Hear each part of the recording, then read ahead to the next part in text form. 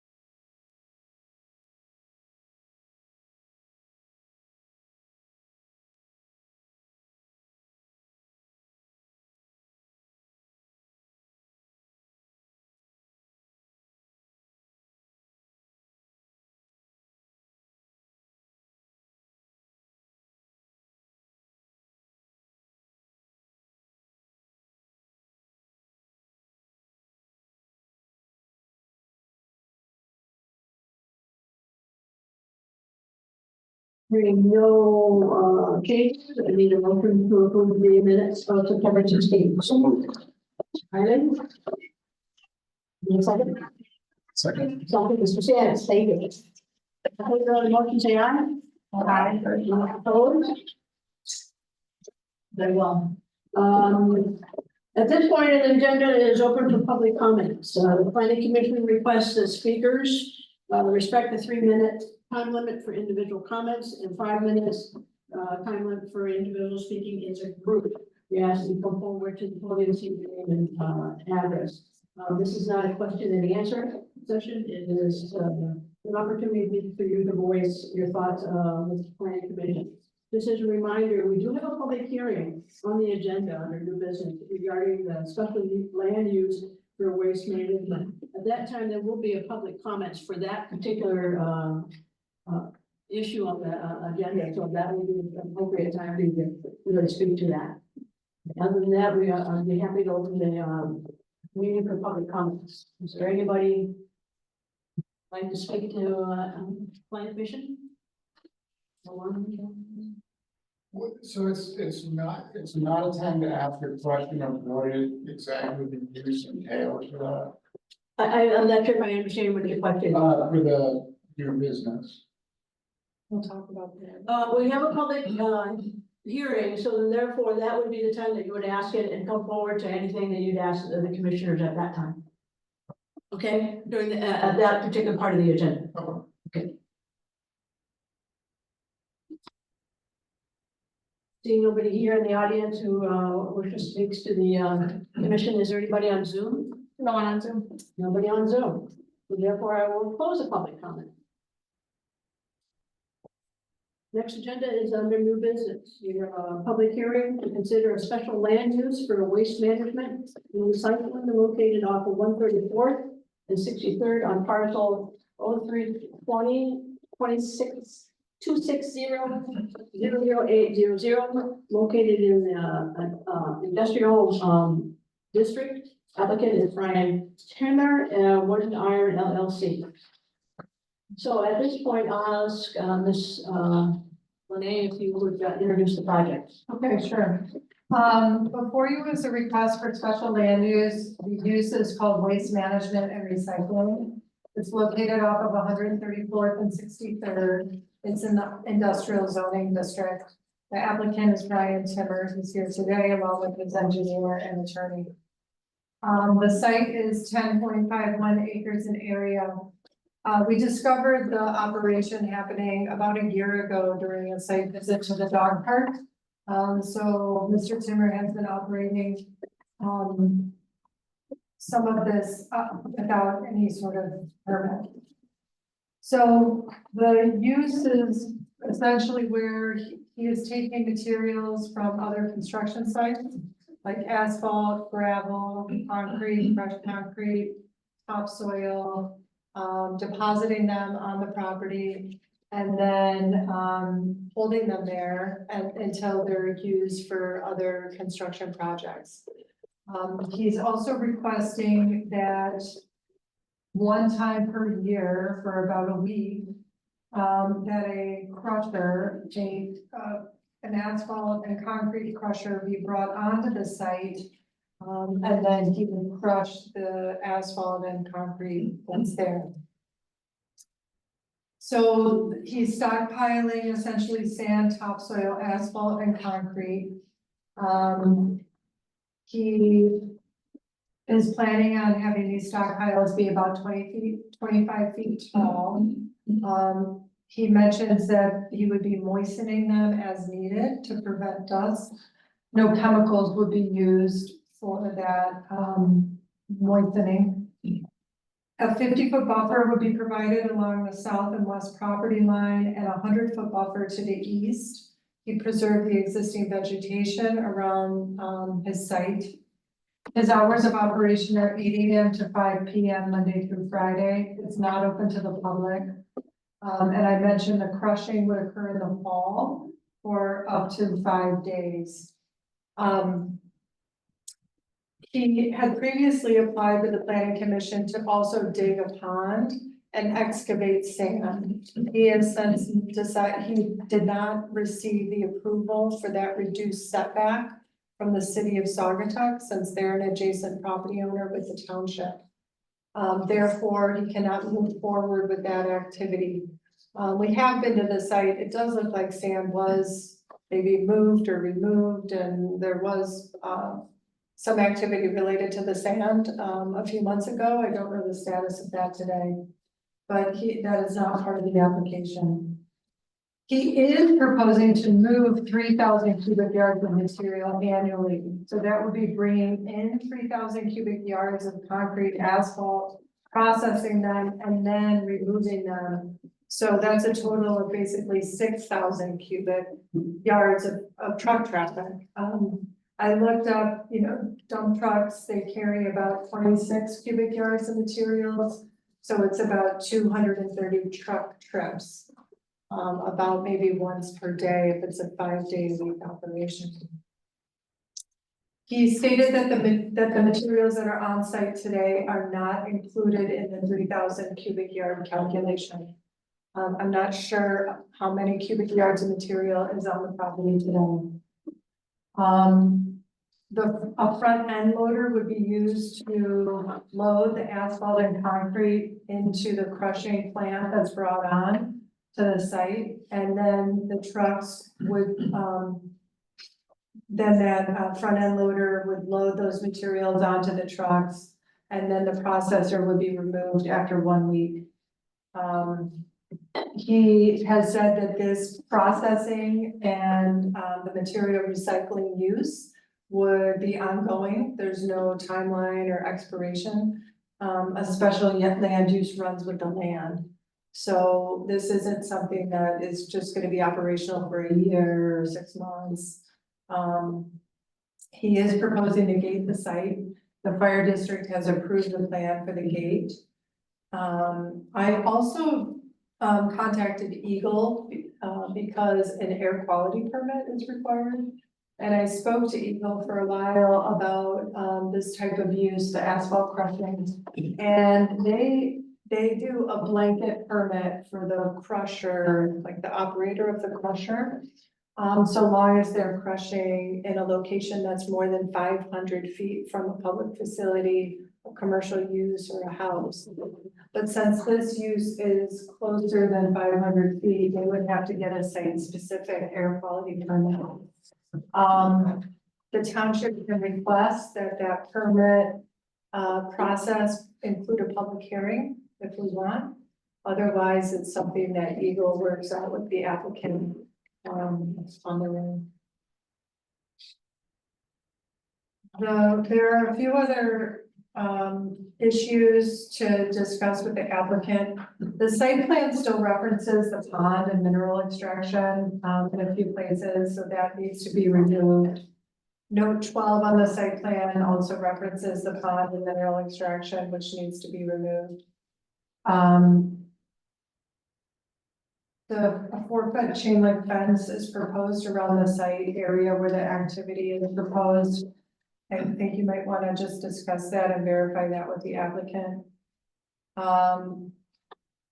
The site plan states that there will be downward facing security lighting, but I don't know where that's located. So that was something to discuss.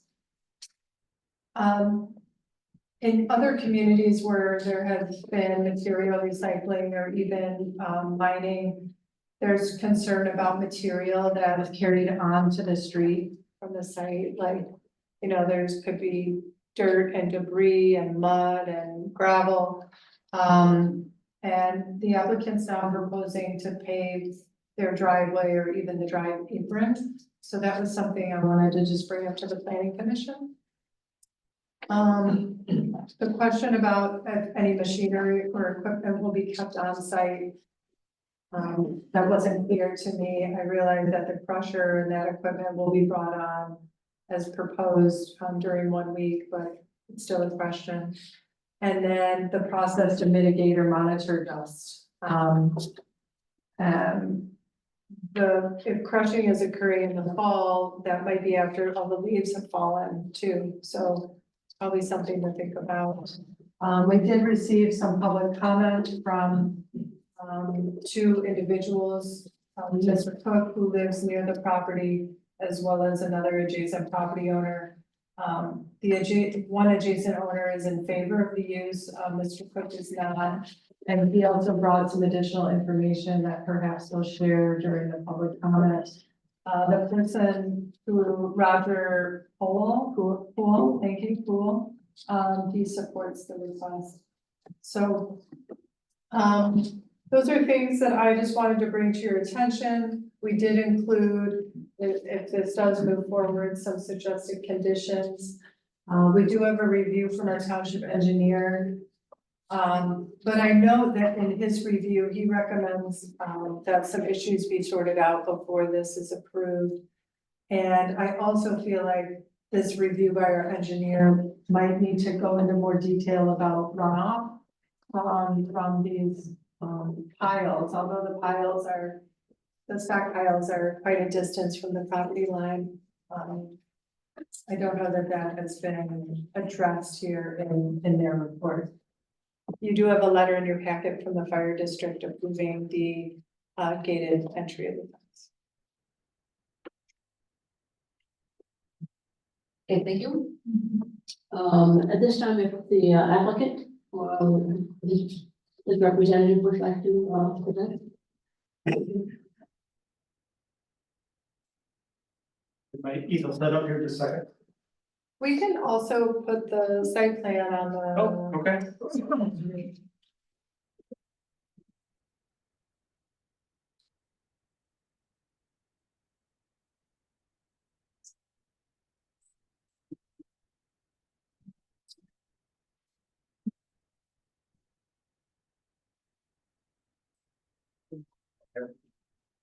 I'm John Tempest with Dreesing and Associates. I'm a civil engineer working with Mr. Timmer on this project. And Lene has given a pretty good summary of the project and the specifics of kind of the history of where we are today. And Brian is here with me and we'd be happy to answer any questions. A couple of things I just wanted to highlight. As mentioned, we were at one point seeking approval for mineral extraction and construction of this pond on the south part of the site, and that is completely removed from the scope of this project at this time.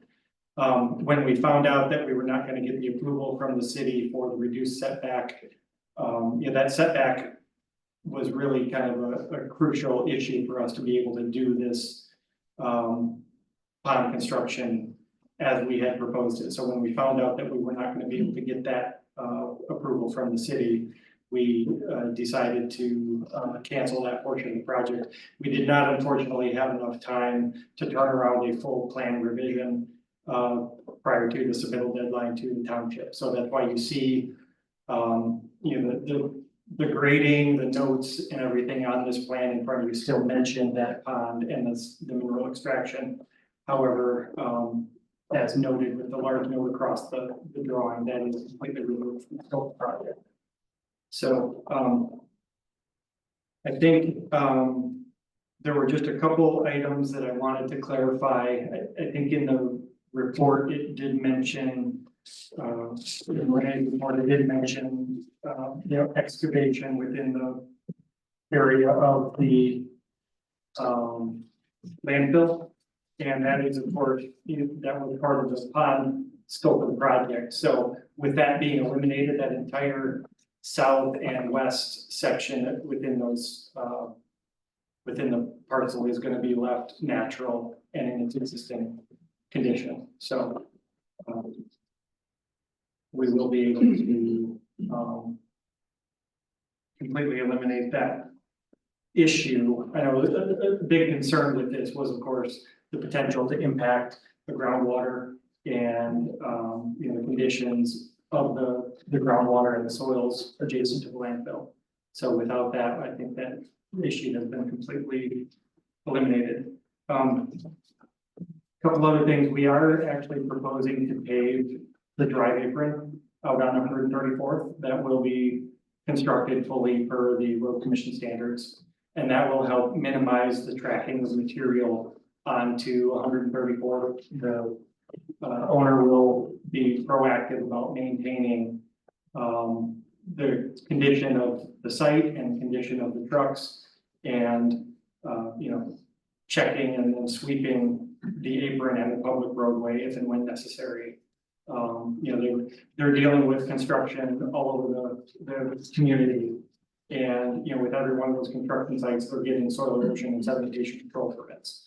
So they know very well what those requirements are and certainly want to stay on the good side of the county health department as they administer the soil erosion control permits. And this site is no different. We will make sure that we are proactive in minimizing the tracking material onto the roadway. Likewise with dust control, I think we're going to be very proactive in maintaining and monitoring the site. As mentioned, dust control will be strictly with water. We will not be using any chemicals or any other materials or measures to mitigate dust. So with the gravel pavement that's going to be down, as well as the stockpiles, they'll be out there monitoring and then maintaining conditions for dust to minimize that as it might occur. I think we will be checking with Eagle on the specific that Lene mentioned, the air quality permit, and the need to get one for site specific if we're within 500 feet. We're going to be reviewing that, just verifying that we do meet the criteria that would require that. And if we do, then we would get that site specific permit. If not, then we would fall under the blanket permit. And I think with that, we're open for questions. Is there water on site? So where's the water coming from? What water will you be using in order to maintain the dust if there's no water on the site? The owner had water trucks that they use for that very purpose on construction sites. So they have the ability to haul water to the site and spray the gravel and stockpiles. The phrase moistening as needed is kind of subjective.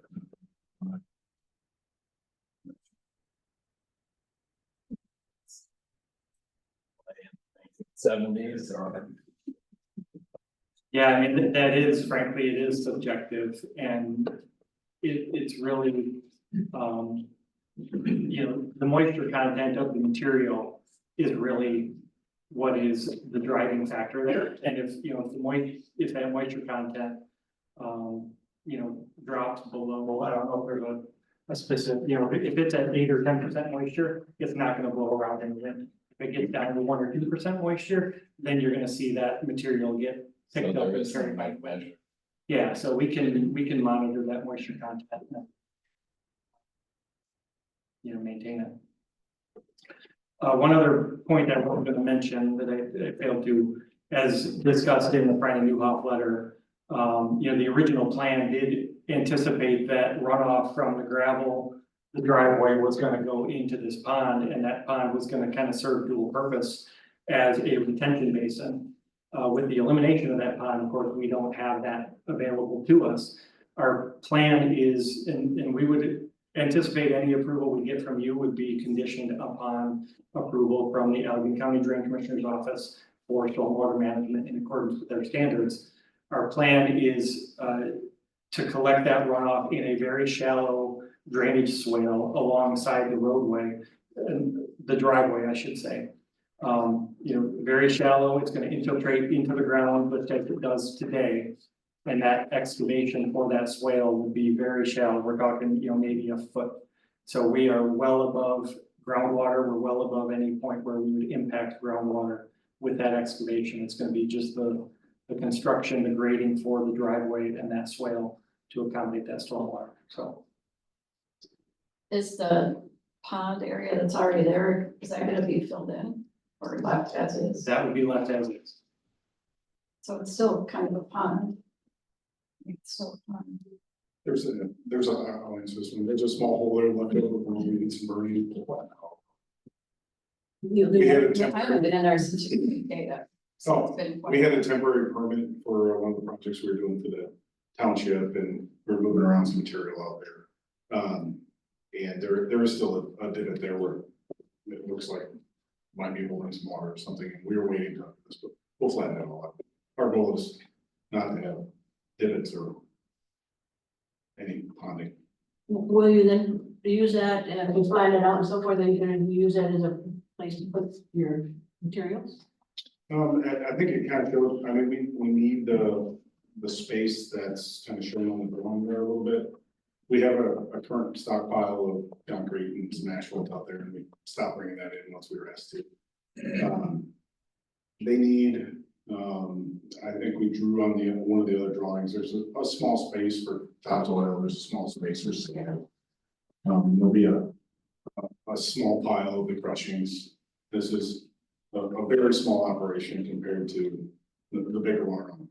So it should not be that much square footage. We want to make sure Rogers stays happy in his house. It's not a house, there's no houses close to us, but Rogers playground is next door. And we don't want them sitting. I don't think anybody from Danville's gonna get on us, but want to make sure that we are being good neighbors. Any other questions right now? Commissioner, Yeah. you know what, you can do it later, but. Hi, regarding the soil erosion control plan, how is that, so obviously you get your soil erosion control plan approved by the state, right? And then, how do you monitor that? Or is that just a reporting, like a weekly, monthly reporting process, and you have to monitor this? In the state of Michigan, the soil erosions even down to the county, in Allegheny County, it's administered by the health department. For a site like this, we're required to get an annual soil erosion permit renewed annually.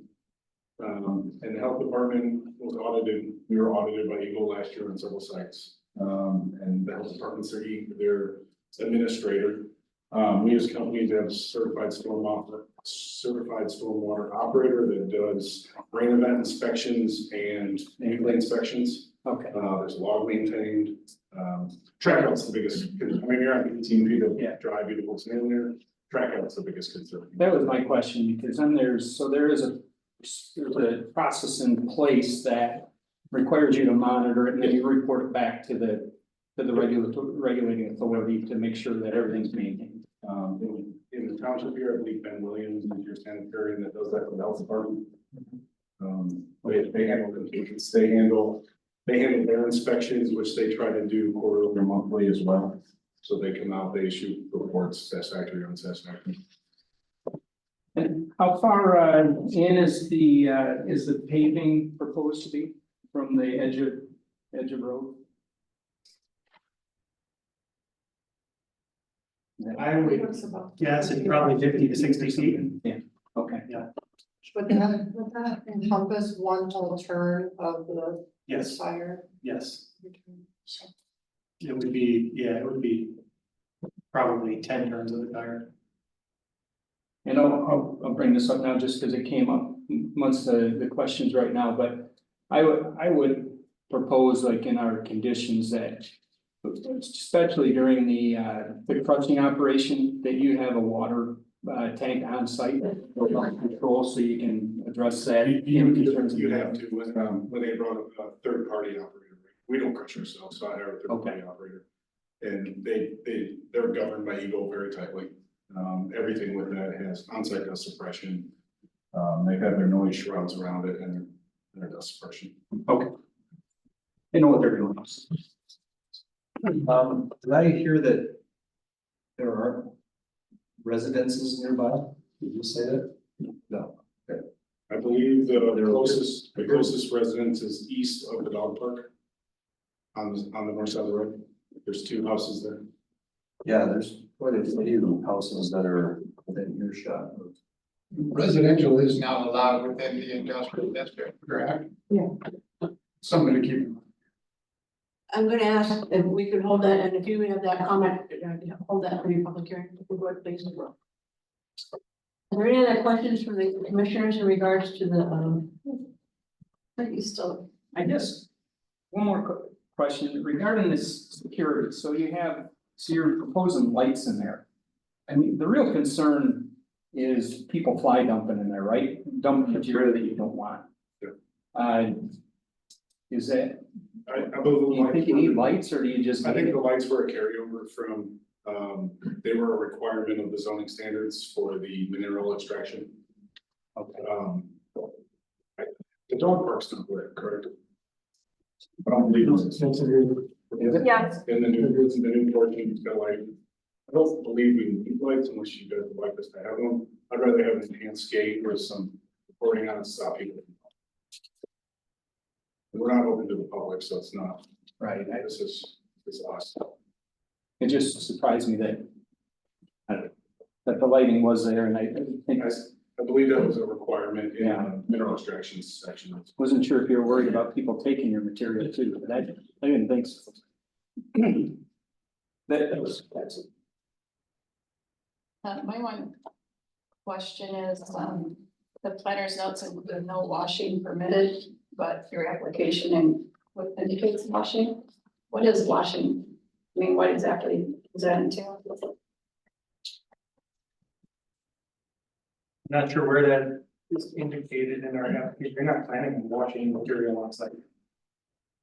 So I think we should strike that from any reference of that from our application. And I just feel like the drawings really need to be corrected because there are a lot of notes about restoration and extraction and sand. This and that. We do Yet appreciate. it's saying it's not gonna happen. I believe actually one of the zoning commissions, actually last time, we helped the dual ownership of the landfill and going through that process. We can appreciate how thorough and well responsive Daniel was. Brian at the city of Saugatuck was, we waited 24 hours to turn it around. Okay. We didn't want to come with new drawings and provide confusion. There will have to be an updated set to get approved for the stormwater treatment as well. This was correct. Just kind of want to make it clear, no dude. A condition that we need an updated set on file. I think that's just not true.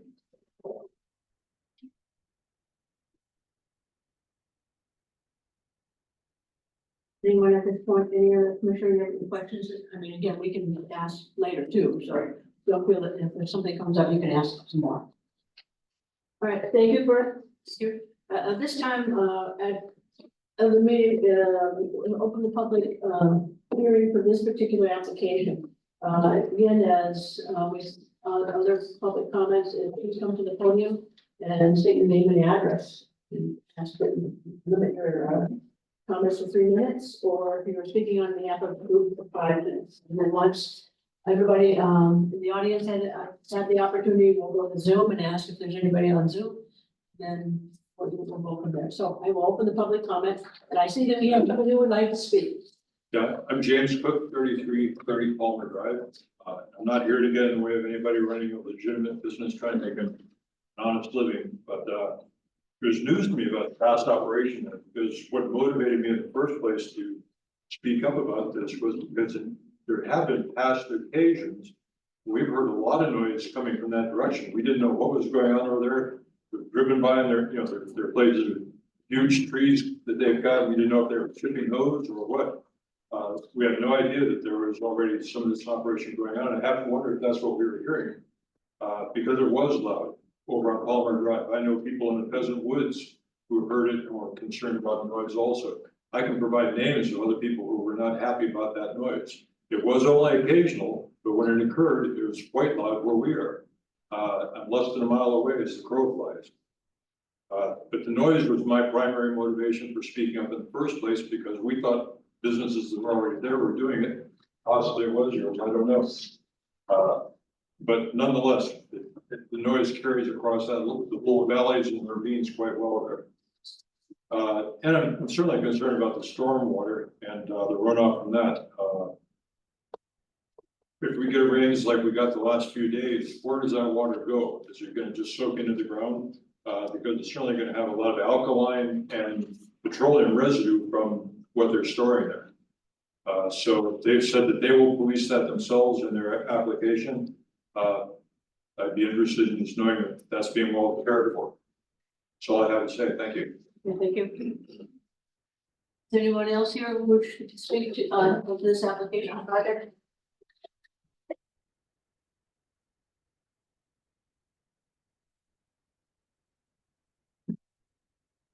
My name is Mike Wittes. I own property adjacent to you. Do you have an address? 6322 Gleason Road. Okay, thank you. I bought the property about 4 years ago with the dream or aspiration of building a home there, because I thought it was a neat area close to all of Saugatuck and Douglas and all that. Quickly found out I couldn't do that. I was fine with that. I went and built a building for my business, which I operate out of there now, which is a classic car business. I am not a fan of concrete dust. It does not do well for my product at all. Little disappointed in the work you've been doing there ahead of a permit or anything.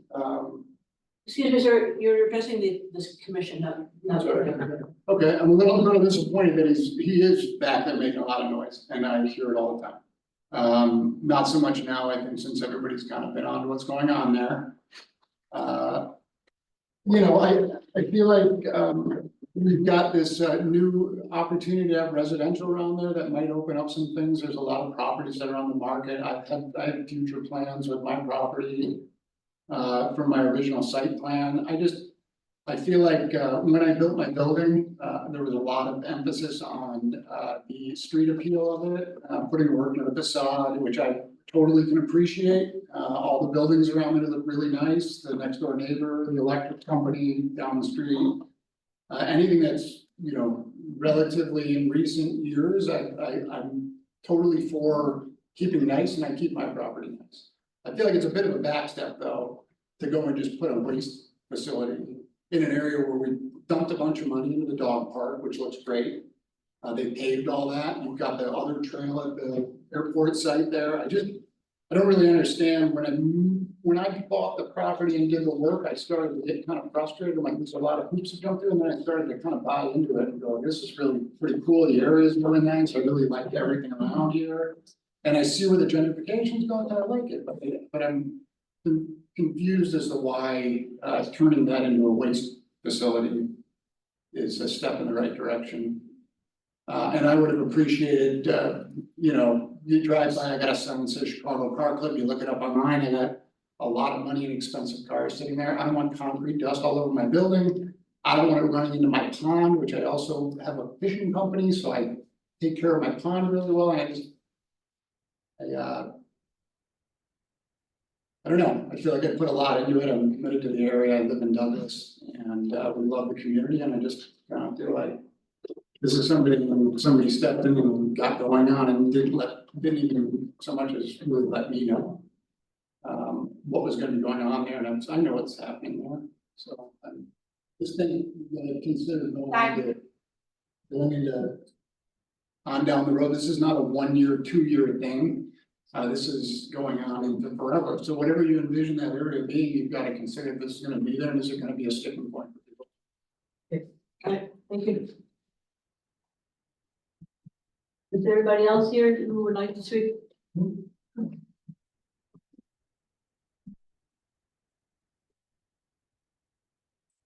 So my name is Corey Van Leer, myself and Christy Parsons, we live at 6320 Gleason, which is right next to Mike's Chicago Park Club Company. And our lot actually does a sliver, comes to a point next to the proposed parcel we're talking about now. Both of those properties, myself and Mike's, we also lie directly west of the whole property line of wood and iron. So prevailing winds coming off the lake, any kind of dust or debris from that site will land directly onto our properties. Mike's done a great job at growing, he's put a lot of money into growing grass and having a nice lawn. Like I said, his property, since he built it, has a very nice curb appeal. Personally, our lot, we have about 2.5 acres of woods, and with the development that's happening around, the woods are quickly going away, which is hurting wildlife. So I would also worry about dust and concrete landing on trees, possibly killing off part of the forest. To me, 50 feet buffer doesn't sound like it would do very much. Questions around the decibel levels of the crusher when that comes in, how long that will be running. Also, you put a lot of money into the dog park at the end. Is there any thinking, right now there's only one stop sign, which is on Gleason Road going into that 4-way intersection, including people coming in and out of the dog park. So safety wise, has it been looked at as far as what that will do for traffic concerns in and out of the dog park or at that intersection? Speed limits on Gleason Road and the roads that the large trucks may be using. So they are the speed limits appropriate for a truck loaded with, I believe you said 26 cubic meters of loaded concrete. I don't know what that weighs, but I would bet it's a lot. And if someone were to pull out of that dog park, that would take a lot of time for a truck like that to stop on a dime. And then the other thing that was brought up, I know you guys just discussed the washing of the material. I dumped my rain gauge this morning, over the weekend, in the past 3 days. My house, particularly right next there, 3.6 inches of rain. So they're not allowed to wash material, but what does 3.6 inches of rain in a 3-day period do as far as washing that material and putting all of those contaminants into the groundwater? That's all. Thank you. Thank you.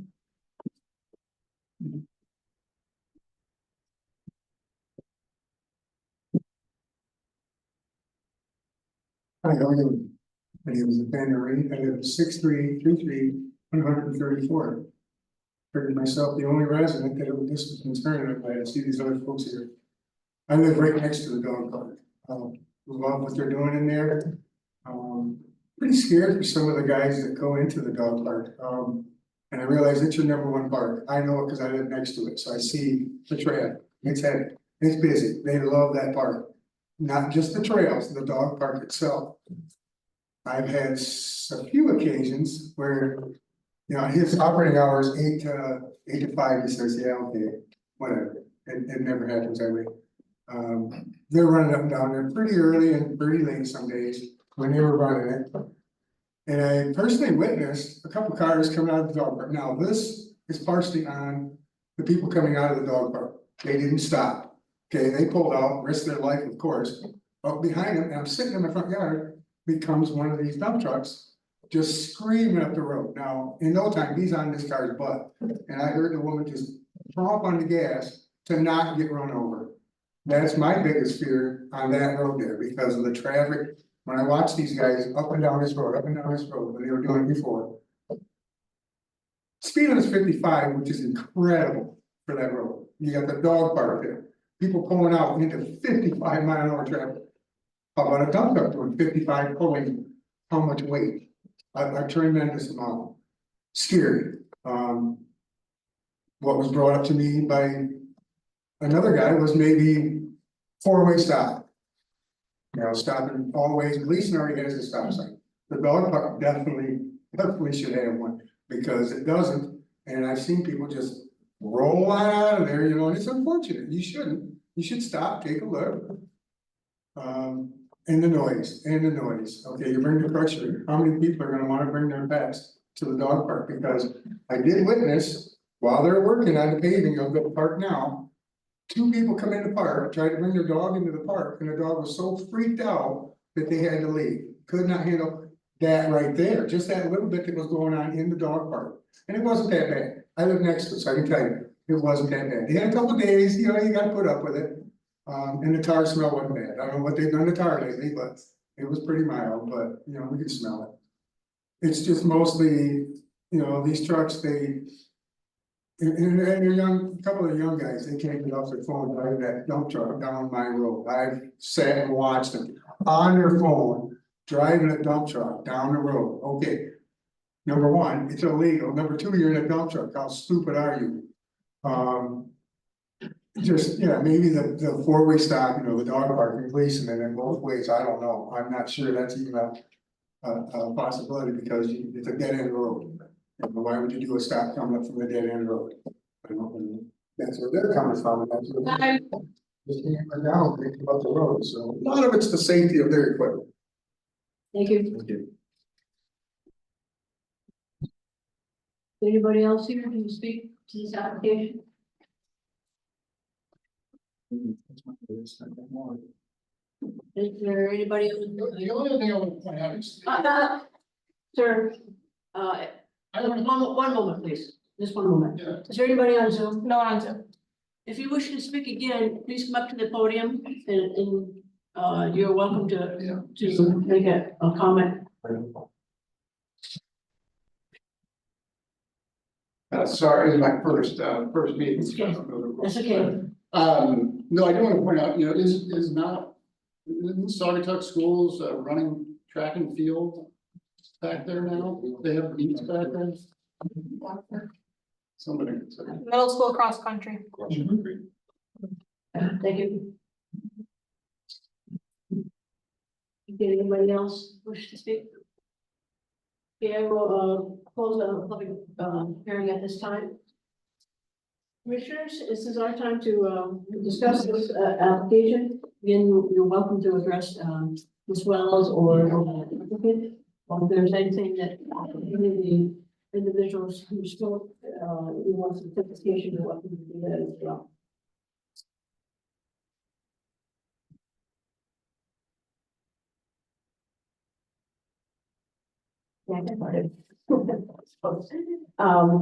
You know, there's a lot of things here, and I think my greatest concern is that we just don't have an updated site plan. We're looking at an old site plan,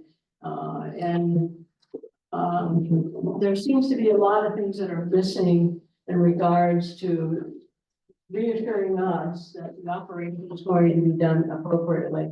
And so I'm really having a struggle with that in regards to it. I've heard comments, so, but I'm really struggling with not having an updated site plan. So I would not be in favor of approving this as presented. I have less of a concern with the site plan personally, more of a concern about a dust study and an acoustic study. For anyone who lives within a few hundred yards of this. I saw the decibel levels of the equipment, and then someone, I don't know who brought this in, but this is actually excellent. The sounds from a crusher running for annually, just for a week, are going to be heard by anybody within a quarter or a half mile. And the only way to stop that is to build physical berms around the property. They're taller than the equipment making those. Vegetation doesn't do anything. And then there's the dust issue, and then now we've heard about the 250 plus 260 trucks annually. A safety issue. Year apart. So those are my three biggest issues, and I don't know how to fix those. Well, Other again, than it comes perform back, a study to prove that they're not the issue that I perceive them to be. right, it's coming really back to the site plan, getting a site, appropriate site plan with all those other issues addressed as well. So, I mean, it's an incomplete, in my opinion, it's an incomplete application with regards to how we're be able to judge what's going to be happening. Okay. So, I agree with you, Gordon. I guess I didn't think that the dust study and the acoustic study and the 260 trucks annually study was part of the site plan. I thought those were phenomenon within the application. So, yeah, application site plan, I should have. Okay.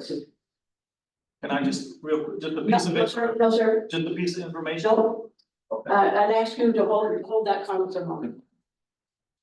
It's our turn. That doesn't mean I won't ask It you was what only it to is, elaborate on what he just said. as, ask you, not to. Commissioners? What exactly makes up the like what materials are you dumping on site specifically? I mean, it's I know in I'm thinking it's primarily broken up concrete and asphalt, correct? Sand and topsoil. And sand and topsoil? Okay. So our in conceptual usage, let's pretend Miss Jackie's building a house in Saugatuck Township. And she's on a clay site and she's thinking there'll be some spoils coming all that, she'll need some sand backfill. And if Miss Denise is building a house or a project like you guys have planned for out front here. The materials from here have to go somewhere and be staged temporarily. So we have several houses, they're not residential houses take a lot of the fill, they take a lot of this topsoil, they take a lot of the frost. That gets moved around between construction sites in your community. When we were using part of it, we had materials coming in and out from the water main project out on. Dugout and the large project we did the township out there.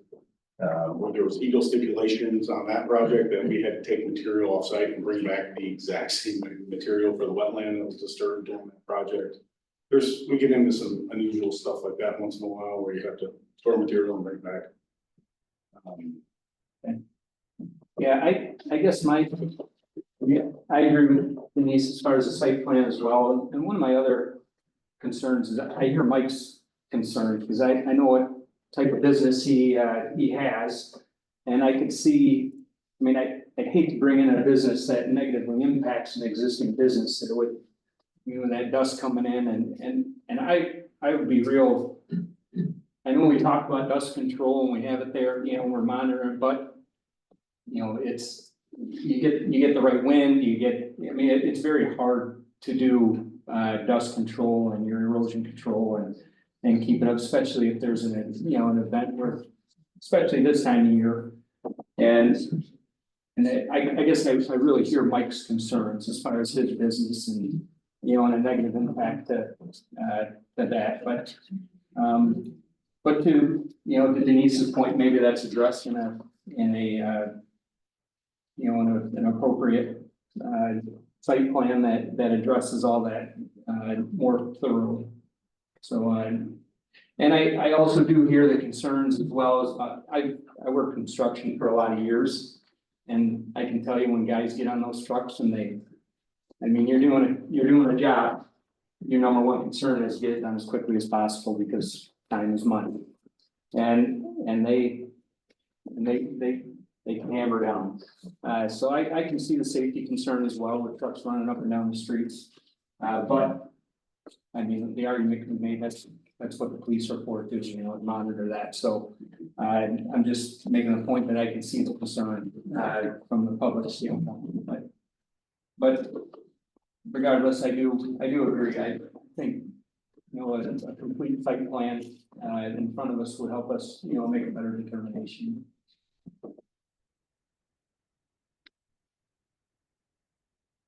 Ms. Brown,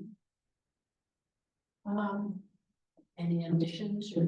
No, I think I have more concerns now than I did before the meeting. I'm just hearing the public comments. In general. I'd go out and say that I don't want to provide false hope for approval with studies because there's a wide range of significant concerns that have been heard tonight that they're just not going to go away. You can't legislate them out of the equation, right? The nice businesses and facades and so forth that have been put in there, the park that is right next door with people and dogs that are very noise sensitive. The dust, the 90 decibels from 10 meters away. And that isn't even peak decibel, that's just idling decibel level. Those are so significant that I just want to make sure I'm on record as not saying, oh, go spend 10 grand on this study and 10 grand on that study and you stand a great chance. They seem like, those aren't hills, those are mountains. in my opinion.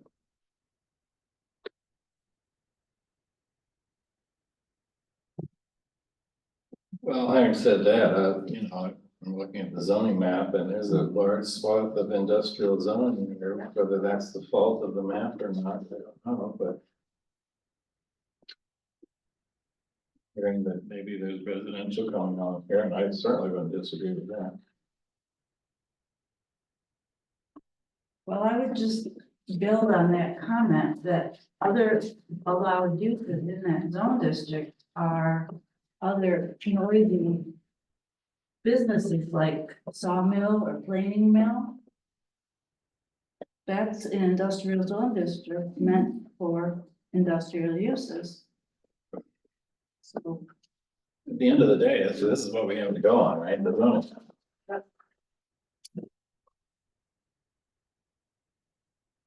Yeah, and I wouldn't argue that's not an improved use.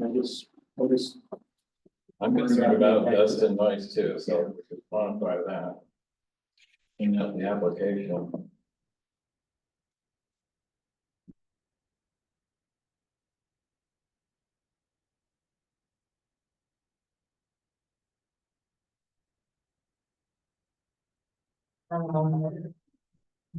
Sure. Is there anything you, the applicant, to add any concerns that you've heard from the commissioners?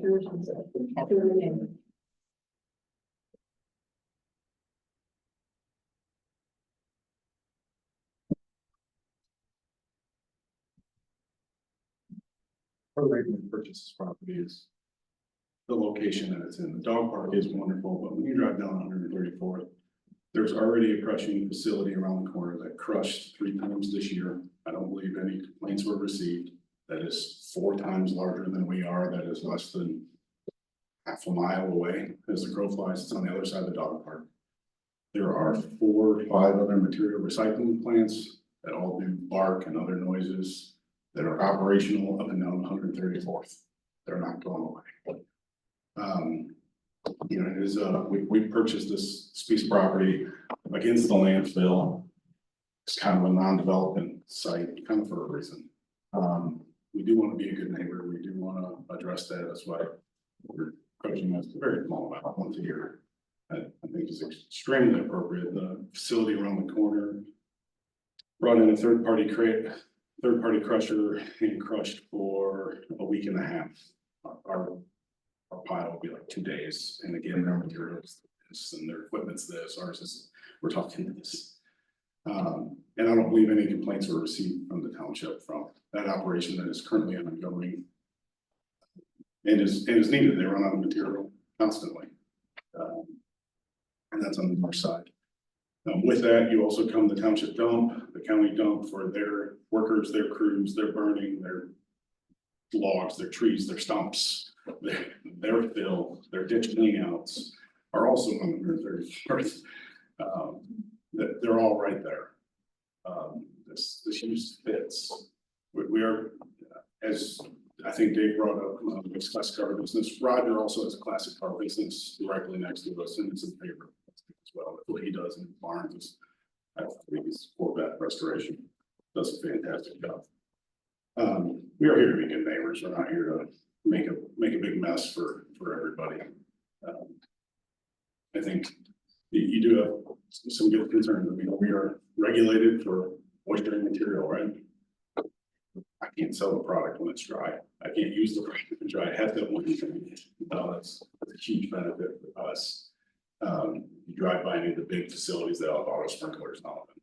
You're buying wet material. It's just one of those items that comes with it. I think the vision of piles everywhere and just a mess is not really what we want. I took my kids out there turkey hunting this year, which was fantastic, and I do that in the future. Any other, I kind of hit on that with the Quebec deal. I mean, we have classic car businesses on either side of us. There's also like food business there as well. In the industrial zone, there's some other industrial property for sale in that area. But predominantly, when we're looking at this site, it was due to the amount of other recyclers on 134th and 64th. Yep, and speed limit is a concern that should be probably addressed with roads. I think that's a very valid point. Nate, do you know, or maybe, is there any information out there regarding, I know some people brought up concerns with contamination, you know, soaking into the ground, but I guess I'd look at it as, I mean, if it's concrete, I don't really see much concern from that. Potentially, maybe from asphalt, with petroleum, but, I mean, you know, is there any studies or research or anything? I'm not aware of those, but I would, connect with our township engineer to have them weigh on those questions. I mean, I know the concrete, is there lye in it? Is there other, I don't know. Talk something about pH and.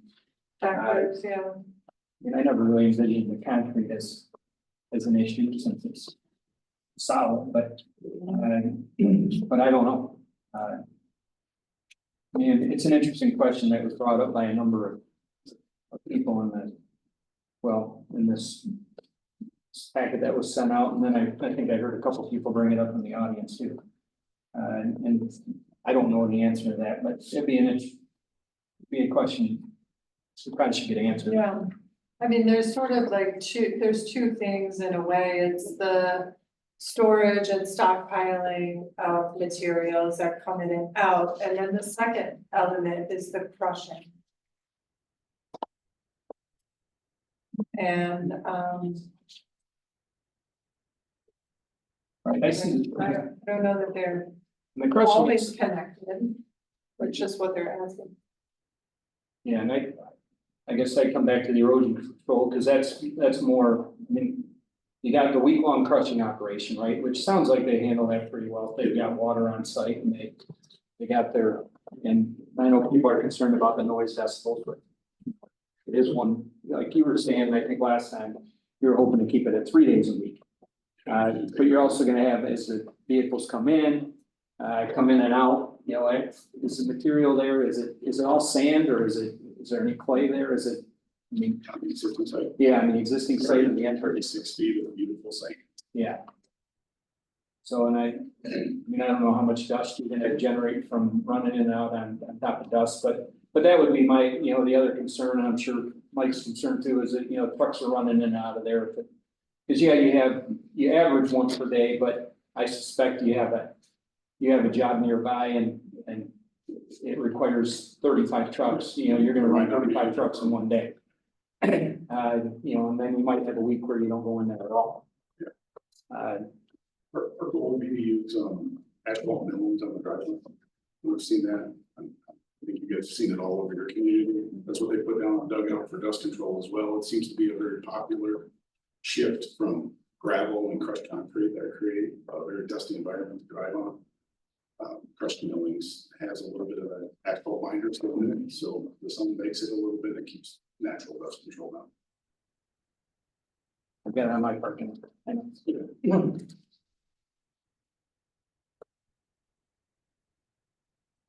there any other concerns with commissioners? For that, in regard to discussion, I need a motion. I think you missed, I can know for a second. I'm sorry, sir. No more comments from that. We had the opportunity. Sorry.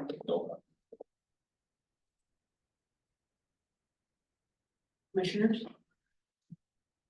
Do we want to have all the materials properly documented Yes. before this is approved or denied? That it's a possibility, so that therefore you have, we can approve as submitted. To approve with our conditions, or we can then postpone and asking the applicant to update his site plan and address all the concerns they have in his operational plan. Any other documents, including, the questions about, the air quality, is that, do we wish to have that permit? Do we wish to see, the permit from the, drain commissioner in hand, so that we understand how the water runoff will occur? So, those are all of the things that we can ask if you wish to do it, but we need to be very clear what we're asking to the applicant, and he has to provide us as a commission. So it's, Well, okay, I'll make a motion that we postpone okay, the this project in lieu of we'd like to see information regarding potential contamination concerns from our township engineer. I'd like to see I'd like to see the soil erosion control permit information in place and understand how that is going to be maintained. I'd like to see information from the county engineer regarding the drainage. or are we asking from Allegan County Drain Commissioner? Specific, because they would have to Well, from the Allegheny County Drain Commissioner, as well as I'd be interested in, I'd like to see what our engineer would have to say as well regarding controlling the runoff from, future piles and from the site. And I think that addresses most of the concerns. Does anybody else have any other concern? Yes. Yeah. I'd like a site-specific air quality study, so that means the actual homes that are around it, the prevailing winds and so forth, a site-specific acoustic study for the daily use and the 1 week annual use. And then a site-specific safety study in the context of that neighborhood, that environment of 260 odd trucks traversing it 50 miles an hour next to the city park. Okay. Is there anything else? Does the applicant understand what the concerns of the commission or what is this postponed? Okay, so a motion has been to postpone with all of this. Do I have a second? Do I have a second? I second. Mr. Stanton, Mr. McNabb, seconds. We will do a roll call vote. To postpone, so I need a roll call. Ms. Osmond, Yes. Mr. Island, Yes. Ms. Crown. Yeah. Ms. Webster. Yes. Yes. Yes, Mr. McCadden, yes. Okay, the motion passes with, requiring the applicant to have this postponed, and in order to come forward to the commission for approval, all those things would need to be provided. Well, to be considered again. I'm sorry, yes, consider, yes, I misspoke to that. Okay, thank you. I'm done with that then. Yes. And I thank the audience for coming. Appreciate it. Mr.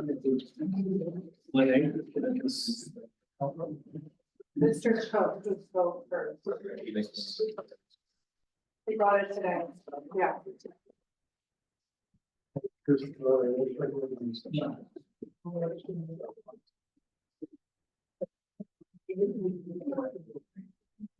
We still have a few items on our agenda.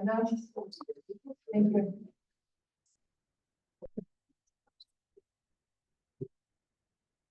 Okay, are there any other correspondence? Dave, regards. They have a pension speaking. They're here from Blue Star Bar. Yes, I understand. Blue Star Bars is not. You got to change? Yeah. Yes, now, there is a public comment, so if you wish to make a comment, you're welcome to do that, but that we're not considering that particular application. It's meeting. That's glad I was here. Yeah. For over now. Well, unfortunately. I wanted to say something. Okay, do we have any correspondence? Nothing other than what was in your packet. Okay. Planning commission, comments? Anybody? I do have one, it has to do with running a meeting, and, this came up with actually the zoning board of appeals. And they were provided a book on Robert's Rules of Order. Are the commissioners interested in having, a booklet on Robert's Rules of Order? And again, we try to very much, follow Robert's rules. But if we really want to know the official Robert rules and having, and it was provided by, it was suggested by Miss Israel, I believe. And the zoning board of appeals. Take one. Okay, okay, so what order? Morgan? I don't need another one. 1, 2, 3, 4, 5, 6. What's the name on spot? Second one. All right, so we'll do that. Any other comments from commissioners? Yes. Yes.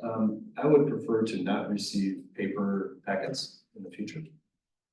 I asked about that when I started here. I thought that we have to.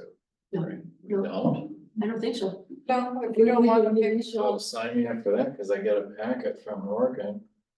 All right, so it's gonna be done, Morgan, they're just gonna be sent electronically. When you send it electronically, that's how you'll get your agenda. I still. That's fine. I want paper. Thank you. Okay. Township board report. Township board report at the last meeting, which was October 8th. Board met and did some general business and also considered adopting the International Fire Code 2024 edition. Right now, we're working under the 2015 edition of the fire code. And it's got some updated things that address different technologies that have come into use since the 2015. Does this require low frequency notifications on smoke detectors in homes? Low frequency notification. Low frequency? I High frequency? am not, that immersed in the fire code, but I don't think it does. I think there are not a lot of changes that don't have to do with solar panels, battery production, battery storage, and that kind of thing. I think that's where most of the, changes are made in how technology has developed since the previous code. And the board is also considering adopting the property maintenance code as kind of a backstop for anything, any violations that are not spelled out in the zoning ordinance or are not spelled out in our nuisance ordinances. So if something is falling through the cracks, the property maintenance code will act as a backstop to be able to use as a tool in the toolbox for enforcement. That would have been handy a few years ago, right? And who will enforce it? It will be done by our code enforcement officer, Who is? Leon. Okay, thank you. Um. The board approved a bond for a publication of the fire department. Notification for a bond of up to $5 million for their expansion into the city of Douglas building that they bought for their city hall.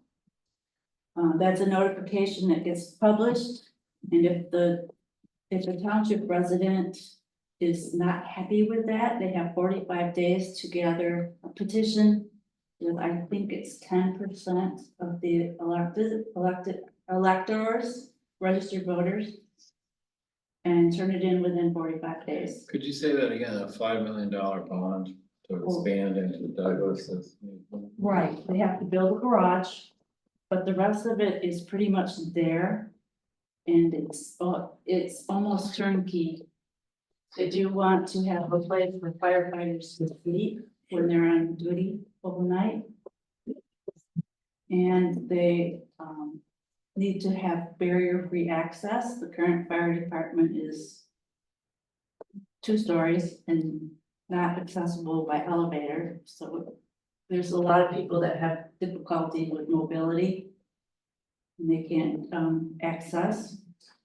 So that is going to be up for approval. The township is hosting the bond because we have the most fire responses and emergency responses, and it's the biggest area, but it is fully reimbursable by the fire board. So that's why the township is hosting it. One of the municipalities has to host it. And the township has been selected So, to do that. so if I understand this right, the big idea is a new firehouse. A new location for fire department So personnel. this would, An additional. No, additional. okay, So we have a better response time to the south. Yeah, exactly. We would still have to keep this fire station that we have right here. equipment, Yeah, side of and that equipment would be there. thank you. And will we get new equipment to add to this new plate? I mean, are they thinking that they're I'm gonna? not entirely sure exactly what they're going to do, but we're the pass-through organization to get that bond. I do know there will be equipment there. Yes, there will be equipment. I don't know if it's newer. Okay, right, well, they might just move some equipment around to They might have spread a it better out. response time both ways, okay? And if you have more questions about that, you should probably talk to the chief Janet. And one more thing that happened was the dugout road rezoning request was withdrawn from the agenda by request of the property owner. So it didn't go anywhere, it didn't get approved, it didn't get denied, it didn't get modified. Your recommendation to deny prompted them to ask for it to be dropped. Well, I don't know if it's just dropped, but it wasn't heard at the last board meeting. Any updates, anything else? Nope. Anything? For staff and project updates, we have a couple applications we at least have one application for our next planning commission meeting in November. We're also hoping to look at the bylaws, some high level updates to those. The item on that agenda is some changes to the special land use for the event center, the Blue Star Event Center, but now I'm blanking on the name right now, Ivy House. With their hours of operation and seasonality.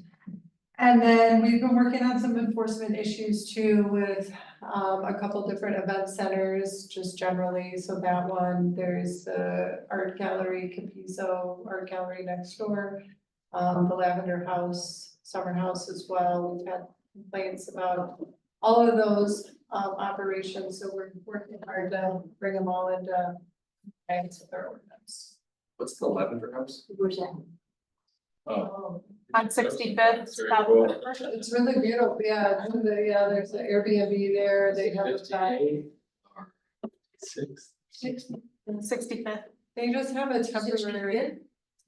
Oh, you're right, yeah. We're on 60. South of the river. Yeah. Yeah, they just go beyond the cemetery and.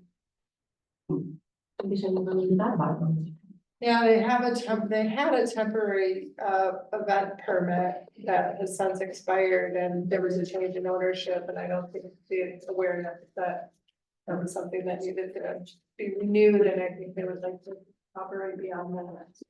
Did I understand right that there have been complaints about neighbors to the Ivy House? There have been a complaint about their hours going beyond, I think everything needs to be moved indoors after 7 o'clock, and there have been some acoustic concerts beyond 7 o'clock. Okay. Their permit also says that when the applicant came in, they offered this, they said, oh, we're just gonna be open seasonally, we're not gonna do events in the winter, but they have been doing indoor events, and they like that memorialized in their special land use. So we felt that those were specific things that the planning commission heard and weighed in on that I didn't feel comfortable approving administratively. There's also a change on their landscape plan. They showed fencing along the entire south property line. And there's some heavy vegetation and they have to remove trees to add a segment of fence, so they would like to just not have that on the site plan because of that buffer. And then there's some additional fencing that would impact wetland. They own the property on both sides of it, so they would like to not do that as well. So we thought, let's just bring it all in and have the planning commission look at it at the same time. Thanks. Any other updates? That's it. Okay, at this time, we have the opportunity for a second public comment. Same rules apply as the first public comment. Please come to this podium and state your name and address. We'll give you 3 minutes and 5 minutes is group. I will open the public comment. Well, you want to come forward? Yeah, we have somebody who wants to come. I just have one, it's Linker Collie 242 Lakeshore Drive. Come up to your podium. Please. But we need over here. Okay. Linker Collie 242 Lakeshore Drive. As I've always said before, I super appreciate you guys and especially what you did for us last April. But I would like to see some stricter, more expensive, possibly spankings. So that with the people that are not following the guidelines that the township has put in. Because if they're spanked with a $500 fine or $100 fine, and some of the destruction that goes on needs to be in deeper pockets. And I'd like you guys to consider that and discuss it, whatever.